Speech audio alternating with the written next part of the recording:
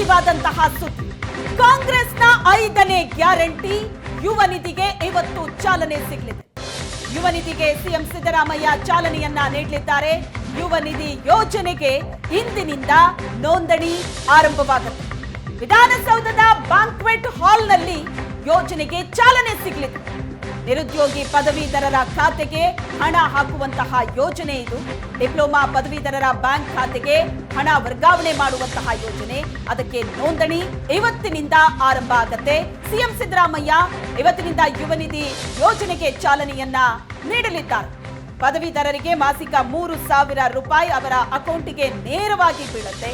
ಯುವ ನಿಧಿ ಗ್ಯಾರಂಟಿ ಯೋಜನೆ ಸರ್ಕಾರ ಘೋಷಣೆ ಮಾಡಿದಂತಹ 5 ಗ್ಯಾರಂಟಿ ಹಂತ ಹಂತವಾಗಿ ಒಂದೊಂದೇ ಗ್ಯಾರಂಟಿಗಳನ್ನ ಜಾರಿಗೆ ತರ್ತಾ ಬಂತು ಸರ್ಕಾರ. ಈಗ ಕೊನೆಯದಾಗಿ 5ನೇ ಗ್ಯಾರಂಟಿ ಯುವ ನಿಧಿ ಗ್ಯಾರಂಟಿಯನ್ನ ಇವತ್ತು ಚಾಲನೆ ಕೊಡೋದಕ್ಕೆ ಸರ್ಕಾರ ಸಿದ್ಧವಾಗಿದೆ. ಸಿಎಂ ಸಿದ್ದರಾಮಯ್ಯನವರು ಯುವ ನಿಧಿಗೆ ಚಾಲನೆಯನ್ನ ನೀಡಲಿದ್ದಾರೆ.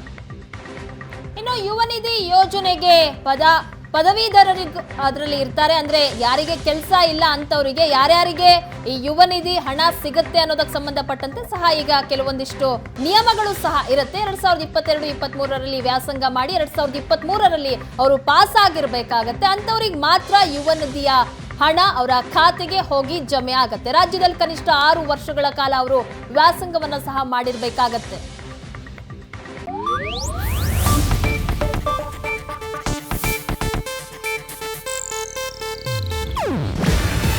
ಇದು ಏಷ್ಯಾನೆಟ್ ನ್ಯೂಸ್ ನೆಟ್ವರ್ಕ್ ಪ್ರಸ್ತುತಿ. ನೀವು ನೋಡ್ತಿದ್ದೀರಾ ಏಷ್ಯಾನೆಟ್ ಸುವರ್ಣ ನ್ಯೂಸ್.